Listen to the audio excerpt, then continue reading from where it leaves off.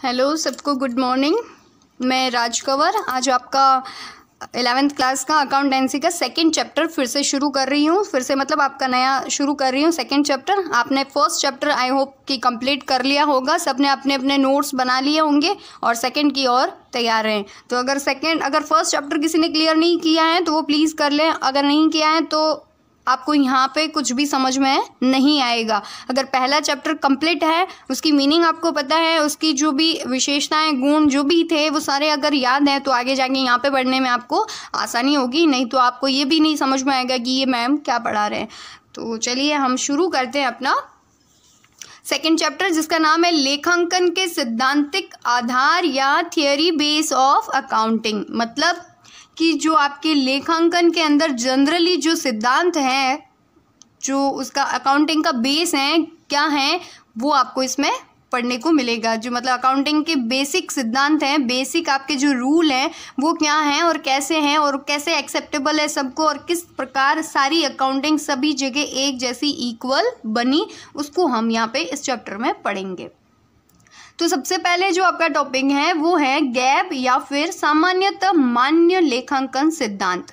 Gap का English में gap कहते हैं। गैप मतलब जनरली एक्सेप्टेड अकाउंटिंग प्रिंसिपल, जो आपके जनरली सबको एक्सेप्टेबल होते हैं ऐसे अकाउंटिंग के सिद्धांत, मतलब ऐसे रूल या नियम जो आपके अकाउंटिंग को बेस बना के देते हैं या सबके लिए एक इक्वल बेस तैयार करते हैं। उसी बेस पे सारे के सारे लोग अकाउंटिंग करते हैं, तो वो होता है आपका सामान्यतः मान्य लेखांकन सिद्धांत, जो सभी को मतलब हर एक व्यक्ति को किसी भी परिस्थिति मतलब किसी भी कंडीशन में मतलब वो रूल एक्सेप्ट करने में कोई दिक्कत नहीं है। आराम से वो सारे लोग उसको नए चेंजेस जो भी आते हैं उनको एक्सेप्ट करने में उनको कोई दिक्कत नहीं होती है।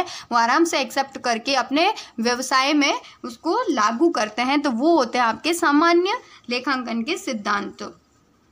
सामान्य लेखांकन के सिद्धांत आपको अगर समझ में आया हो तो जैसे ये आपको सिर्फ टॉपिक जनरली आपको समझना है कि इसमें होता क्या है, कि ये क्या चीज़ है। बस आपको अंदर ज़्यादा जाने की या डीपली इसमें घुस के इसके अंदर कोई एक्सप्लेन करने की आपको ज़रूरत नहीं है। बस आपको टॉपिक समझ में आना चाहिए कि जैसे अगर चैप्टर शुरू करते हैं तो मतलब सिद्धांत बोला है तो सिद्धांत होते क्या हैं।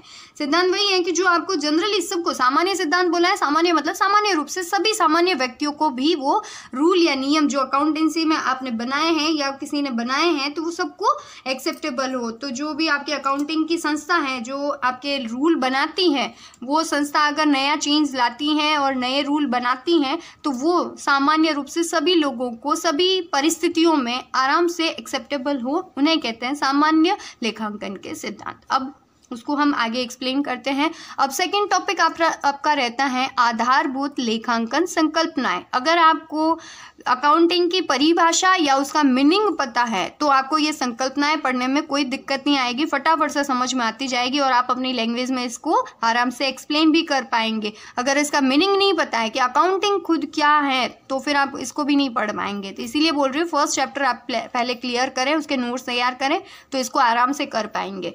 तो बेसिक अकाउंटिंग कॉन्सेप्ट क्या है, आधारभूत लेखांकन संकल्पनाएं क्या हैं, तो उसमें सबसे पहले पढ़ेंगे कि संकल्पनाएं वे होती है कि बिजनेस में क्या क्या चीजें होती है, किस प्रकार से क्या चीजें बिजनेस हमसे चाहता है, क्या होना जरूरी है एक बिजनेस के अंदर। तो उसके अंदर हमें क्या चाहिए कि अकाउंटिंग करने के लिए मतलब लेखांकन करने के लिए पहले तो क्या चाहिए, आपको एक इंडस्ट्री या एक कंपनी या एक बिजनेस एंटिटी चाहिए, व्यापारिक इकाई होनी चाहिए। इकाई आप कैसे भी कोई भी इकाई नहीं उठा सकते, आपकी इकाई कैसी होनी चाहिए, व्यापारिक इकाई होनी चाहिए, बिजनेस एंटिटी होनी चाहिए। मतलब आपकी एक दुकान होनी चाहिए जहाँ पर क्या सेल या परचेज होती हो और बदले में प्रॉफिट कमाते हो, तो वहीं पे अकाउंटिंग कर सकते हो, कहीं और जगह अकाउंटिंग नहीं हो सकती। तो अकाउंटिंग करने के लिए सबसे पहले क्या चाहिए, एक व्यापारिक इकाई मतलब दुकान है, कंपनी है, कोई इंडस्ट्री है, ऐसी कोई एक यूनिट आपको चाहिए होती है, एक एंटिटी आपको चाहिए होती है जिसका आप क्या करोगे, अकाउंटिंग का काम करोगे। अब जैसे कोई मैं बोलूँ धर्मशाला है, धर्मशाला में कौन सा आपको प्रॉफिट होता है, होता है क्या? नहीं होता। तो उसकी अकाउंटिंग आप क्या करोगे? उसका ठीक है ब्यौरा रख के तैयार करना है, उसमें कोई प्रॉफिट या लॉस नहीं निकालना होता है। तो उसके लिए आपको क्या अकाउंटिंग करने के लिए, उसके प्रिंसिपल को यूज़ करने के लिए, उसके सिद्धांतों को यूज़ करने के लिए सबसे पहले आपको क्या चाहिए? एक व्यापारिक इकाई, मतलब एक कंपनी या इंडस्ट्री या फिर कोई भी दुकान है जहाँ पर माल का क्रय और विक्रय लाभ कमाने के लिए किया जाता है, वहाँ पर ही आप अकाउंटिंग कर सकते हो। अन्य किसी जगह पे अकाउंटिंग नहीं कर सकते। देखो ट्राई करके, अगर आप कर सकते हो तो मुझे भी बताना कि आप कहीं अकाउंटिंग कर सकते हैं ऐसे, बिना किसी यूनिट के या बिना किसी एंटिटी के भी आप कहीं अकाउंटिंग कर सकते हैं। नहीं कर सकते एंटिटी में मैंने बता दिया, कोई बिजनेस करने वाले ऑर्गेनाइजेशन या संगठन होते हैं, उनको हम एंटिटी कहते हैं। ठीक है, तो सबसे पहले लेखांकन के आधारभूत संकल्पनाओं में पहले क्या कि लेखांकन करने के लिए आपको क्या चाहिए? एक बिजनेस एंटिटी चाहिए, ये व्यापारिक इकाई का होना ज़रूरी है। ये संकल्पना पूरी होगी तभी आप आगे की ओर बढ़ेंगे, नहीं तो सेकंड स्टेप भी आपको नहीं मिलेगा।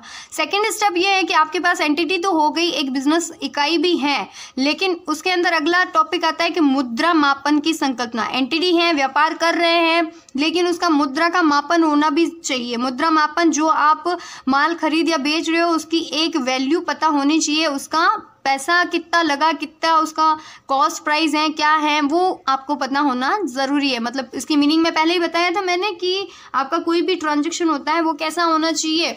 इकोनॉमिक ट्रांजैक्शन या फिनेंशियल एक्टिविटी होनी चाहिए, जिससे आपका क्या होगा? मुद्रा मापन होगा। मुद्रा मतलब आपकी मनी मेजरमेंट होगी। मनी मेजरमेंट में आपका कि कौन सा पैसा, मतलब अगर आप यूएसए में काम कर रहे हो तो वहाँ पे डॉलर वगैरह में आपका मनी मेजरमेंट होगा। अगर इंडिया में काम कर रहे हो तो रुपीज़ में आपका मेजरमेंट होगा, और वो भी कितने रुपीज़ कितने डॉलर्स, वो उसमें आपका मेजरमेंट, मतलब कोई चीज़ आपने सेल की है या परचेज की है तो उसके कितने पैसे लगे, वो आपका होता है मुद्रा में मापन या संकल्पना मुद्रा मापन। तो अगर कोई आप ट्रांजैक्शन करते हो और उसका कोई वैल्यू नहीं है, जैसे किसी को शाबाशी दे दी, अब इसका कैसे करोगे बताओ मुझे? किसी को आपने शाबाशी दी या उसको हेल्प की तो क्या इसका, या आपने कोई ईमानदारी से किसी की चीज़ वापस लौटा दी, तो इसका क्या कोई आप ट्रांजैक्शन कर पाएंगे? क्या कोई लेखांकन कर पाएंगे कि नहीं मैंने ये लिख दिया कि मैंने उसको उसकी इतने रुपए की चीज़ वापस लौटाई? नहीं, इसमें आपको क्या हुआ? तो ये आपका क्या होना चाहिए? जो भी आपके बिजनेस के अंदर, मतलब बिजनेस एंटिटी के अंदर जो भी ट्रांजैक्शन होता है, उस ट्रांजैक्शन का क्या होना चाहिए? मुद्रा में मापन होना। इसकी सेकंड संकल्पना है, सेकंड इसका कॉन्सेप्ट है। थर्ड, अगर आपका बिजनेस एंटिटी है और आप बिजनेस एंटिटी में जो भी आपके ट्रांजैक्शन हो रहे हैं उसका मुद्रा में मापन भी कर रहे हैं, तो आप अकाउंटिंग का काम कर सकते हैं। अब दूसरा रहता है कि आपकी एंटिटी भी है, मनी मेजरमेंट भी है। अब थर्ड पॉइंट ये भी ज़रूरी है कि सतत व्यापार की संकल्पना, गोइंग कॉन्सेंट, मतलब आपका जो बिजनेस है वो 2 दिन के लिए नहीं होना चाहिए। अगर 2 दिन के लिए होता है तो उसके अंदर अकाउंटिंग कोई वैल्यू नहीं रखती, उसके अंदर अकाउंटिंग की आपको ज़रूरत नहीं रहती, अकाउंटिंग के रूल्स सीखने की ज़रूरत नहीं रहती, अकाउंटिंग के जो सिस्टम है उनको सीखने की ज़रूरत नहीं रहती। तो बिजनेस आपका कैसा होना चाहिए? आपका लॉन्ग टाइम तक कंटिन्यू चलने वाला सतत व्यापार संकल्पना होनी चाहिए। 1-2 दिन का व्यापार नहीं हो सकता। दिवाली आई, 2 दिन के लिए कोई दिवाली की शॉप लगा ली कि नहीं मैंने दिवाली सीजन निकालनी थी 2 दिन के लिए, और फिर उसके लिए अकाउंटिंग करने बैठ गए, तो उसके लिए अकाउंटिंग नहीं होती। उसका तो सीधा आप जनरली हिसाब कोई भी अनपढ़ निकाल सकता है। लेकिन जो अकाउंटिंग करनी है तो अकाउंटिंग के अंदर क्या कंटिन्यू, कोई जैसे कंपनियां लगती हैं तो वो कंटिन्यू हर साल रहती है, हर साल अपना मैन्युफैक्चर करती है और सेल करती है। ऐसा तो नहीं है कि आज सेल कर दिया और कल कंपनी बंद पड़ी थी 1 साल के लिए फिर वापस चालू हो गई, ऐसे में आपकी अकाउंटिंग नहीं हो सकती। तो तीसरा आपने पढ़ लिया कि सतत व्यापार की संकल्पना, मतलब आपका जो भी एंटिटी या बिजनेस है वो आपका कैसा होना चाहिए? कंटिन्यू चलने वाला, सतत चलने वाला, गोइंग कॉन्सेंट या सतत व्यापार संकल्पना आपकी होनी चाहिए। अगला फोर्थ पढ़ते हैं, लेखांकन अवधि संकल्पना। अकाउंटिंग का जो पीरियड होता है, एक समय सीमा होती है, मतलब हम जनरली जो अकाउंटिंग करते हैं या क्वार्टरली करते हैं, हाफ ईयरली करते हैं या फिर ईयरली करते हैं, मतलब मैक्सिमम आपकी ईयरली टू ईयरली होता है। 1 साल का मतलब वित्तीय वर्ष आप जिसे कहते हैं, आगे जाके आप समझेंगे कि क्या होते हैं वित्तीय वर्ष। मतलब 1 साल आपका, आप जनरली कैलेंडर से लेंगे तो आपका 1 जनवरी से 31 दिसंबर तक का आपका व्यापार का जो भी लेखांकन होगा तो वो आपका एक पीरियड होगा, अकाउंटिंग का एक समय या लेखांकन होगा। और वित्तीय वर्ष में जो लेखांकन का जो वर्ष होता है, वित्तीय वर्ष होता है, वो आपका 1 अप्रैल से शुरू होके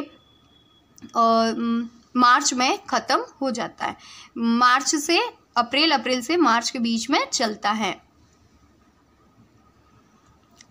तो लेखांकन की अवधि आपको समझ में आ गई होगी कि कोई भी अकाउंटिंग करते हैं तो या तो वो क्वार्टरली होनी चाहिए या हाफ ईयरली, मतलब त्रैमासिक या मासिक, जो भी आपका रहे वैसे आपका होना चाहिए। ईयरली मैक्सिमम आपका 1 साल का अकाउंटिंग होता है। 1 साल का अकाउंटिंग करने के बाद उसके खाते बंद करके, अकाउंटिंग बंद करके नया खाता फिर से शुरू किया जाता है नए साल में। अगला रहता है आपका कॉस्ट। कॉस्ट मतलब लागत संकल्पना। लागत संकल्पना किसे कहते हैं कि जो भी आप माल लाते हो और फिर उसके ऊपर आपके कुछ खर्चे होते हैं तो उन खर्चों को उस माल के अंदर या उस प्रोडक्शन के अंदर ऐड करते हैं और फिर उसके अंदर प्रॉफिट ऐड करने के बाद उसको सेल करते हैं। तो आपका जो भी आपने खरीदा या मैन्युफैक्चर किया है उसकी क्या होनी चाहिए, एक लागत या कॉस्ट होनी चाहिए, उसकी एक लागत संकल्पना होनी चाहिए। दूसरा है ड्यूल एस्पेक्टेड या आपका ड्यूलिटी या द्विपक्षीय संकल्पना। द्विपक्षीय संकल्पना मतलब आपका जो माल, जो लेन देन होता है व्यापार के अंदर, वो कैसा होना चाहिए, द्विपक्षीय, मतलब डबल ट्रांजैक्शन होना चाहिए। जैसे आप माल खरीदते हो, खरीदेंगे तो वहाँ पे क्या होगा, डबल चीज़ होगी। डबल कैसे कि एक तरफ आपके पास माल आएगा, मतलब आपके पास क्या हुआ, माल आया और बदले में क्या, पैसे चले गए, तो ये क्या हुआ, डबल। माल का आना और पैसों को जाना, ये आपका क्या हुआ, द्विपक्षीय संकल्पना होती है। मतलब आप दोनों तरफ के लेखांकन करेंगे। आप सिर्फ इतना नहीं बताएंगे कि मेरे पास इतना माल आया, इतना माल आया है, 10,000 का माल आया है, तो पैसे कितने गए हैं वो भी बताओ। तो जितना भी था, दो पक्ष, दोनों तरफ को लिखो। अगर आपने कैश नहीं देकर कैश के बदले उसको उधार रखा है तो उधार भी कितना रखा है वो भी बताओ, कि इतना मैंने कैश में किया और इतना मैंने उधार रखा है, तो वो भी आप इसमें क्लियर अकाउंटिंग करेंगे। तभी आपका अकाउंटिंग के जो भी कॉन्सेप्ट होंगे क्लियर रहेंगे। जो भी आप जब भी चेक करोगे कि मेरा मतलब इस डेट को कोई ट्रांजैक्शन हुआ था तो उससे रिलेटेड मैंने कितना पेमेंट किया था और कितना मेरा ड्यू है या बकाया है, तो ये द्विपक्षीय संकल्पना होगी तभी पॉसिबल होगा। नहीं तो आप माल खरीदने मतलब सिंगल एंट्री करेंगे कि सिर्फ और सिर्फ माल खरीदा, इसकी एंट्री कर दी, बदले में उसको पेमेंट किया कि उधार किया, उसकी कोई लेन देन की लेखा ही नहीं है, तो भविष्य में जब कोई आपसे पूछेगा या आपको ही चेक करना पड़ा तो आपको कुछ भी वहाँ पे नहीं मिलेगा, सिर्फ और सिर्फ एक माल खरीदने की एंट्री मिलेगी। तो आपकी जो अकाउंटिंग है, अकाउंटिंग का सिद्धांत क्या कहता है कि जो भी लेखांकन होता है वो कैसा होना चाहिए, द्विपक्षीय होना चाहिए। कैसा होना चाहिए, द्विपक्षीय, दोनों पक्षों का ट्रांजैक्शन होना जरूरी है, लेखांकन होना जरूरी है। अगला होता है आगम मान्यता संकल्पना। आगम मान्यता संकल्पना मतलब रेवेन्यू रिकॉग्नाइज्ड या रियलाइजेशन। मतलब आप जो भी व्यापार करते हैं उसमें क्या होना चाहिए, आपको कुछ न कुछ आगम होना चाहिए, इनकम होनी चाहिए, रेवेन्यू होना चाहिए, आय होनी चाहिए। मतलब व्यापार किया और बदले में कुछ नहीं मिला तो फिर वो आपके वहाँ पे अकाउंटिंग नहीं हो सकती। वहाँ पे आप अकाउंटिंग के सिद्धांत यूज़ नहीं करेंगे क्योंकि वहाँ पर प्रॉफिट नहीं हो रहा है, आपको कोई इनकम नहीं हो रही है। तो जब भी आप अकाउंटिंग करेंगे, अकाउंटिंग के सिद्धांत फॉलो वहीं होंगे जहाँ पे जिस व्यापार में आपको क्या होगी, आगम होगी, मतलब रेवेन्यू आपको होगा, वहीं पर आपकी अकाउंटिंग होगी या अकाउंटिंग के सामान्य सिद्धांत वहाँ पे लागू होंगे। अगला रहता है आपका कि आपका मैचिंग यानी सम अनुरूपता संकल्पना। मैचिंग यानी सम अनुरूपता मतलब आप समझ ही गए होंगे कि जो भी आप अकाउंटिंग करते हैं, मतलब आपकी भी कोई मैन्युफैक्चरिंग कंपनी है और सामने आपकी कोई कंपनी और बनी हुई है, वो भी मैन्युफैक्चरिंग कंपनी है, तो दोनों की अकाउंटिंग में क्या होनी चाहिए, समरूपता होनी चाहिए, एक जैसी होनी चाहिए।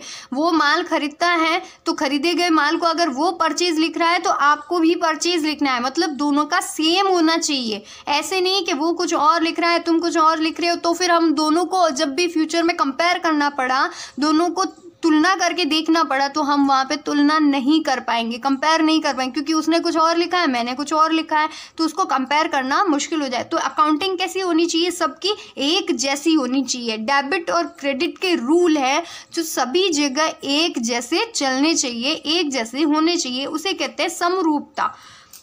अगला रहता है पूर्ण प्रस्तुतिकरण संकल्पना। पूर्ण प्रस्तुतिकरण या फुल डिस्क्लोजर उसका होना चाहिए। डिस्क्लोजर मतलब पूर्ण प्रस्तुतिकरण में मतलब आपने जो भी लेन देन या ट्रांजैक्शन की है, फिर उसकी जो अकाउंटिंग की है उसकी क्या है, मतलब किस बेस पे आपने अकाउंटिंग की है उसका पूरा विवरण होना चाहिए, पूर्ण तब प्रस्तुतिकरण होना चाहिए। मतलब आपने माल खरीदा है तो उसकी आपको बिल मिलेगी और उस बिल के बेस पे आप क्या करेंगे, अपना एंट्री करेंगे और वो बिल है जो वो उस एंट्री का प्रूफ होगा कि हाँ ये एंट्री 100% श्योरली ये सही है क्योंकि इसका ये बिल है, कोई फर्जी एंट्री नहीं है। तो इसमें पूर्ण प्रस्तुतिकरण की संकल्पना होनी चाहिए। जो भी आप अकाउंटिंग में करें कुछ भी छोड़ना नहीं है, कुछ भी छोड़ना नहीं है, उसको बाकायदा सारे बिल के अकॉर्डिंग, प्रूफ के अकॉर्डिंग सारी एंट्रियां करनी है। ऐसे नहीं कि चलो 5 रुपये थे तो कोई बात नहीं है, 5 रुपये का ट्रांजेक्शन क्या लिखें, नहीं। व्यापार में एक एक रुपये का लेन देन है उसकी अकाउंटिंग होना ज़रूरी है। आप बोल देंगे भाई शॉप थी और शॉप में घर पे ज़रूरत पड़ी 200 रुपये का सामान ले गए, अब इसकी क्या अकाउंटिंग करें, 200 रुपये तो ऐसे ही अपने खर्च हो जाते हैं। नहीं, ऐसा नहीं होना चाहिए, पूर्ण प्रस्तुतिकरण होना चाहिए। जो भी आपका एक एक रुपये का आपका प्रस्तुतिकरण होना चाहिए, मतलब डिस्क्लोज़र होना चाहिए, फुल्ली डिस्क्लोज़र होना चाहिए ताकि सबको पता चले कि हमने एक एक रुपया इस व्यापार में लगाया तो कहाँ गया, कैसे गया और किस प्रकार से हमें लॉस हुआ या प्रॉफिट हुआ। तो अगला जो आपका रहता है टॉपिक वो है आगम व्यय मिलान संकल्पना। आगम व्यय मिलान या उसको कहते हैं कंसिस्टेंसी। जो आपका जैसे यहाँ पे पढ़ा है तो आगम मान्यता संकल्पना, वैसे ही आगम व्यय। आगम मान्यता मतलब आगम मतलब पैसे आना और आगम व्यय मतलब कुछ पाने के लिए कुछ खर्चा कर रहे हैं आप, मतलब इनकम को पाने के लिए कुछ खर्चा कर रहे हैं। जैसे मैं बता दूँ आपको कि आपका माल आपको बेचना था और बिक नहीं रहा था, उसके लिए आपने क्या किसी एजेंट को रख लिया और उसको बोला मैं आपको कमीशन दूंगा, आप मेरा क्या करें माल जल्दी से जल्दी बिकवाएं। तो आपने किसके लिए कमीशन दिया ना, कमीशन दिया वो क्या था, एक एक्सपेंसेस था। अब ये एक्सपेंसेस आपने क्यों किया, ये कमीशन का खर्चा क्यों किया, क्योंकि आपको अपनी इनकम बढ़ानी थी, अपनी क्या बढ़ानी थी, आगम बढ़ानी थी। आगम बढ़ाने के लिए आपने क्या किया, एक खर्चा किया, कमीशन दिया, किसको, एक एजेंट को।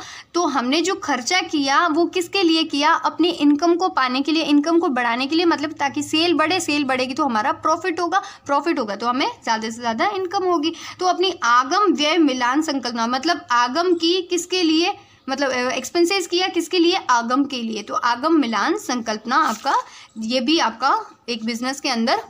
नेक्स्ट आपका 11 नंबर कंजर्वेटिज्म या प्रूडेंस, रूढ़िवादिता या विवेकशीलता। विवेकशीलता या रूढ़िवादिता का संकल्पना क्या है कि जो आप बिजनेस कर रहे हो और बिजनेस के अंदर जो अकाउंटिंग कर रहे हो, आपका लेखांकन कर रहे हो, उसमें क्या रूढ़िवादी संकल्पनाएं नहीं आनी चाहिए, रूढ़िवादिता नहीं आनी चाहिए। कि मतलब जैसे आपने कोई रूढ़िवादिता को समझने के लिए मैं आपको एक एग्जाम्पल देती हूँ। जैसे आपकी कंपनी है या फिर आपकी दुकान है जो है, उसमें क्या होता है, आप जैसे फ्यूचर में आपको पता है कि कोई लॉस होगा या कोई हानि इस प्रकार से होगी, उसके लिए आप अभी से तैयार होते हैं। जैसे आप बता दूं कि कोई आपको पता है कि आपने किसी को उधार माल दिया है और बदले में आपको पता है कि उसमें से मैंने 10,000 का माल उधार दिया और 2,000 रुपये में भी हो सकता है कि वो मुझे ना मिले, तो वो आपके लिए क्या होगा, एक लॉस होगा। क्या होगा, लॉस। उस लॉस से बचने के लिए आप पहले से क्या रखेंगे, अपने पास एक फ़ंड बना के तैयार रखेंगे। और फंड कहाँ से बनाएंगे, अपने प्रॉफिट में से, अपने प्रॉफिट में से। तो उसे विवेकशीलता कहते हैं। क्या कहते हैं, विवेकशीलता। मतलब पहले से आप अपने लॉस के लिए प्रिपेयर थे, तैयार थे और उस लॉस से निपटने के लिए आपने अपने पहले से ही प्रावधान तैयार करके रखे हैं, उसके समस्या के सॉल्यूशन पहले से ही तैयार करके रखे हैं। तो वो होता है कि अकाउंटिंग के अंदर भविष्य में झांक कर भविष्य में होने वाली समस्याओं के समाधान के लिए आज ही तैयार रहना आपकी अकाउंटिंग के अंदर विवेकशीलता का संकल्पना काम करती है। अब है सारता संकल्पना। सारता संकल्पना या मैटेरिडेंटली आपकी जो संकल्पना होती है, सारता संकल्पना, उसमें क्या होता है कि जो भी आप अकाउंटिंग करते हैं उसमें सब सार रूप में होना चाहिए। सार मतलब आपके जो भी डॉक्यूमेंट्स है उसके बेस पर, या फिर ये और दोनों सेम ही टॉपिक रहेंगे। सारता संकल्पना में आपको ऐसे मैं कहूँ कि सारता संकल्पना क्या होती है तो आपको समझ में नहीं आएगा। उसके लिए मैं आपको एक मतलब एग्जाम्पल दे दूँ, उसको समझ के आपको समझ में आए। जैसे आपका कोई थिएटर है, शो मतलब थिएटर में क्या होता है कि जो आपके मूवी देखने लोग आते हैं, उनको बिठाने के लिए आपने उस थिएटर में क्या की, ज़्यादा सीटिंग की अरेंजमेंट की, मतलब बहुत ज़्यादा सीट लगाई, मतलब 10 सीटें बढ़ाई। तो वो जो खर्चा आपने किया वो क्यों किया? क्योंकि आपको क्या करना था, इनकम को बढ़ाना था फ्यूचर में। आज आपने खर्चा किया लेकिन फ्यूचर में आपको इससे क्या होगी, इनकम होगी, आपकी इनकम बढ़ेगी, क्योंकि वहाँ पे ज़्यादा मेंबर बैठेंगे एक ही टाइम में। जिसमें पहले 100 आदमी बैठ के आपको इनकम दे रहे थे, तो वहाँ पर अगर अब 110 आदमी उसी टाइम में बैठेंगे तो आपको 10 आदमियों का जो एक्स्ट्रा पैसा मिलेगा, उसके लिए आपने क्या की, 10 चेयर लगाई थी ना, तो उसकी जो एक्सपेंसेस आज हुई है तो वो इनकम आपको फ्यूचर में ज़रूर होगी। वो होती है सारता संकल्पना, मतलब आपको सार रूप से पहले से ही प्रिपेयर, ऐसे कुछ काम करने होते हैं, पहले से ही तैयार होना चाहिए ताकि हमारी फ्यूचर में इनकम बढ़ती रहे, इनकम में कोई कमी न आए।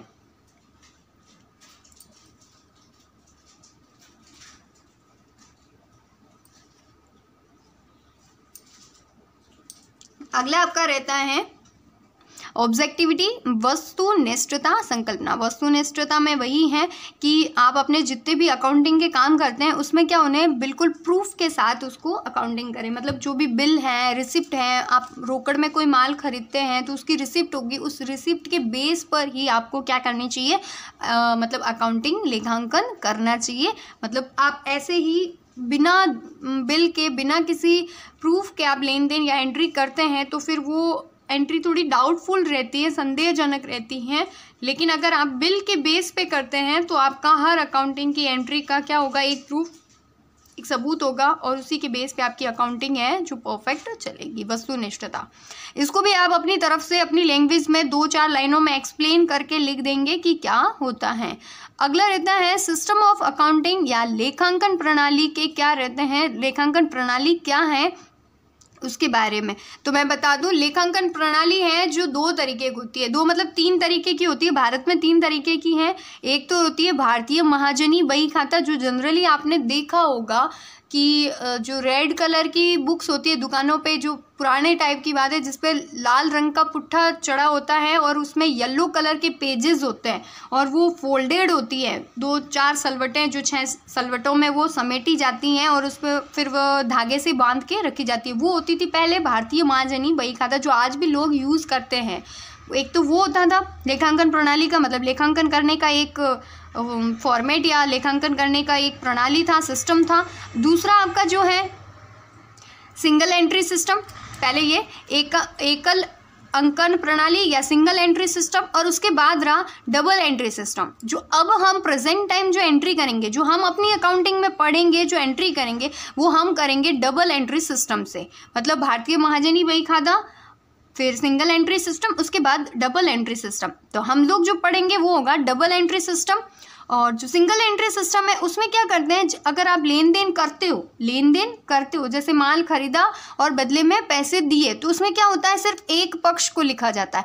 या तो लिखेंगे माल खरीदा उसको, या फिर लिखेंगे पैसे दिए उसको। मतलब आपसे जो कनेक्ट होगा बस आप उसी की एंट्री करेंगे। आपके पास क्या आया, माल आया, बस आप उसकी एंट्री कर देंगे, तो वो होगा सिंगल एंट्री। मतलब एकल अंकन जो अंकन करते हैं वो प्रणाली आपकी क्या होगी, सिंगल एंट्री सिस्टम। माल बेचा है तो सिर्फ बेचने पर जो माल बिका उससे आपको कोई लेना देना नहीं, आपके पास पैसे कितने आए बस उसका लेखांकन, मतलब जो आपके पास आ रहा है आप उसी का ही अकाउंटिंग करेंगे, वो होता है single entry system. Double entry system है, माल खरीदा है तो कितना माल खरीदा है और बदले में कितना पैसा दिया, दोनों तरफों को लिखा जाता है। मतलब आपका लेन देन का दोनों ट्रांजेक्शन को लिखा जाता है, उसे कहते हैं डबल एंट्री सिस्टम या दोहरा लेखांकन प्रणाली। या जो आपका मतलब आपको लेखांकन प्रणाली समझ में आ गया होगा कि भारतीय महाजन इंडिया में या भारत में 3 तरीके से लेखांकन प्रणाली चलती है। एक है भारतीय महाजनी बही खाता, दूसरा डबल एंट्री सिस्टम, तीसरा सिंगल एंट्री सिस्टम। तो जनरली जो अब सब पूरे विश्व में चल रही है वो चल रही है डबल एंट्री सिस्टम। चाहे आप कहीं भी किसी भी फील्ड में जाएंगे तो डबल एंट्री सिस्टम आपको मिलेगा। उसके बाद आपका रहता है अकाउंटिंग के जो आधार हैं या बेसिस हैं अकाउंटिंग के, वो क्या होते हैं। बेसिस मतलब आप अकाउंटिंग करते हैं वो किस आधार पे करते हैं, क्या आधार होता है, किस बेस पे आप अपनी अकाउंटिंग करते हैं। तो हमारी अकाउंटिंग करने के जो बेस हैं वो दो हैं, एक तो है कैश बेसिस और दूसरा होता है अक्रूअल बेसिस, यानी उपार्जन आधार पे और नकद। ये प्रश्न अक्सर पूछा जाता है कि लेखांकन के आधार कौन कौन से हैं। तो लेखांकन के दो आधार होते हैं, एक नकद आधार, एक उपार्जन आधार। नकद आधार में क्या होता है कि जो भी हमने लेन देन किया, अगर उसमें हमने नकद पैसा दिया है तो उसको नकद की हम एंट्री करेंगे। और दूसरा है ना होता है, जैसे आपको उपार्जन के लिए एक एग्जांपल बता के फिर मैं समझाना चाहूँगी। जैसे आपने कहीं पर काम किया, मतलब कहीं पे आपने जॉब की और जॉब का क्या है, आपने काम वहाँ पे कर दिया और 2 महीने काम किया, 1 महीने की सैलरी मिल गई और दूसरे महीने आपने कंप्लीट करके वहाँ से काम छोड़ दिया, अब आप अपने घर आ गए। अब बोलो सेकंड मंथ जो आपने काम किया, क्या उसके पैसे आपको मिले?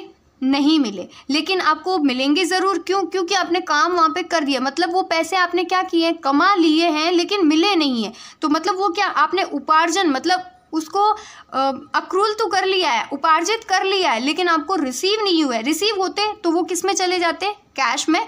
तो अगर आपके उधार पड़े अभी भी तो वो कौन सा होगा, उपार्जन आधार होगा। उपार्जन मतलब एक्रूअल बेसिस में, जिसमें आपकी इनकम भी हो सकती है और आपके एक्सपेंसेस भी हो सकते हैं। जैसे आपकी दुकान है और आपने वहाँ पे क्या, दुकान में कोई चीज़ बेची है और उसको उधार में बेचा है, तो वहाँ पर हम आधा उधार बेचा है, मतलब ऐसे फ्रीज आपने बेचा, फ्रीज का जो प्राइस था उसका हाफ रेट तो आपको कैश में मिला, तो मतलब आपने सेल क्या किया, फ्रीज, हाफ रेट प्राइस आपको मिली कैश में, तो मतलब आप कैश की एंट्री करोगे। फिर जो बाकी बचा वो उधार था, तो उधार मतलब आपने फ्रीज बेच दिया है, इसका मतलब आपने पैसे तो कमा लिए हैं लेकिन आपको अभी तक मिले नहीं है, लेकिन क्या फ्यूचर में मिलेंगे ज़रूर।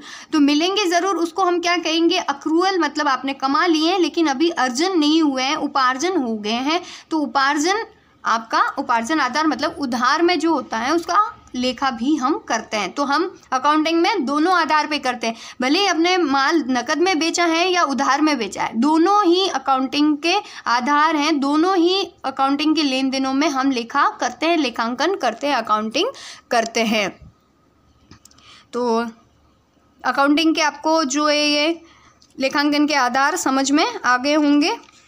एक बार मैं फिर से आपको रिवाइज करके बता दूं कि क्या था, कि लेखांकन के सामान्य सिद्धांत के बाद उसकी संकल्पनाएं में मतलब एक अकाउंटिंग आप कहाँ कर पाएंगे, किस जगह पे कर पाएंगे, अकाउंटिंग के लिए क्या क्या ज़रूरी है, क्या होना ज़रूरी है। तो अकाउंटिंग करने के लिए पहले आपका बिजनेस होना ज़रूरी है, बिजनेस के अंदर जो ट्रांजेक्शन होते हैं उसका मेजरमेंट आपका मनी में होना ज़रूरी है, और वो बिज़नेस आपका कंटिन्यू चलना भी चाहिए, और उसमें कंटिन्यू चल रहा है। और अकाउंटिंग क्या होती है, टाइम पीरियड के अंदर होनी चाहिए, मतलब आपके भले 10 साल के लिए कंटिन्यू व्यापार चल रहा है लेकिन हम अकाउंटिंग क्या करेंगे, एक साल में कन्वर्ट करेंगे, मतलब उसको रखने में, उसको लिखने में सुविधा होगी और हर साल हम अपने प्रॉफिट को गेन मतलब कैलकुलेट कर पाएंगे।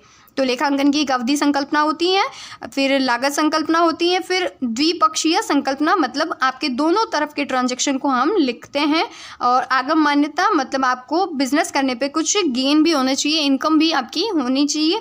फिर है समरूपता, जो भी आप अकाउंटिंग करते हो तो जिस भी फील्ड में जाओगे, जहाँ भी जाओगे, सब जगह अकाउंटिंग के रूल है वो एक जैसे आपको मिलेंगे। फिर है फुल्ली डिस्क्लोजर या पूर्ण प्रस्तुतिकरण, मतलब आप जो भी लिखते हैं ट्रांजैक्शन वो क्या होने चाहिए, पूर्ण रूप से होने चाहिए। मतलब अगर आप किसी की अकाउंटिंग नहीं कर पाते हो तो अकाउंटिंग करने के बाद नीचे नोट लिख के उसके नोट के रूप में भी आपको उसको पूरा एक्सप्लेन करना होता है। फिर आगम व्यय मिलान संकल्पना, कि अगर आप कुछ अपनी इनकम को बढ़ाने के लिए कुछ खर्चा कर रहे हैं तो वो आपकी आगम व्यय संकल्पना होगी। फिर आपका विवेकशीलता, मतलब फ्यूचर में होने वाले जो भी लॉसेस हैं उससे बचने के लिए आप आज से ही प्रिपेयर हैं, और उसके बचने के लिए आज से ही आपने अपना मतलब पहले से प्रावधान या प्रोविज़न करके रखे हैं ताकि फ्यूचर में लॉस होते हम उसकी भरपाई कर पाएँ। तो ये होती है विवेकशीलता। अकाउंटिंग जब भी करो विवेकशीलता के साथ में करो, ताकि ऐसा नहीं हो कि फ्यूचर में लॉस होने वाला था और इस साल हमने जो भी प्रॉफिट था घर पे ले जाके खर्च कर दिया, खा लिया पी लिया, और आगे फ्यूचर में लॉस आया तो पता चला कि जो भविष्य लॉस तो ये किसका था, पिछले साल का, लेकिन पिछले साल के प्रॉफिट में से तो कम हुआ नहीं, इस साल लॉस सामने तो आज आया और आज इस साल का जो प्रॉफिट था उसमें से हमारा ये लॉस जो है डिडक्ट हो गया या कम हो गया, तो इस साल का प्रॉफिट फालतू में ही कम हो गया, क्योंकि इस साल का तो एक्चुअल में प्रॉफिट था, लेकिन ये जो पिछले साल प्रॉफिट था वो एक्चुअल प्रॉफिट नहीं था। लॉस ये है जो पिछले साल से रिलेटेड था। दूसरा है सारता की संकल्पना। सारता मतलब आप जो भी अकाउंटिंग करते हो पूरी सार रूप में होनी चाहिए, वस्तुनिष्ठता, बिल्कुल प्रूफ के साथ आपकी एंट्रियाँ होनी चाहिए। आपके बिल अकाउंटिंग के जो भी रहते हैं वाउचर, उस बेस पे या रिसिप्ट के बेस पे आपकी अकाउंटिंग होनी चाहिए। अकाउंटिंग के सिस्टम मैंने बता दिया है कि भारतीय महाजनी बही खाता, double entry system, single entry system.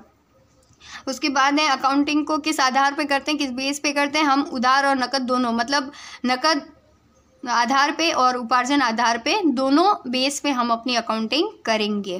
तो थैंक यू सो मच। आज का आपका ये टॉपिक ख़त्म हुआ, अगला हम वापस कंटिन्यू करेंगे अगले एपिसोड में। Thank you.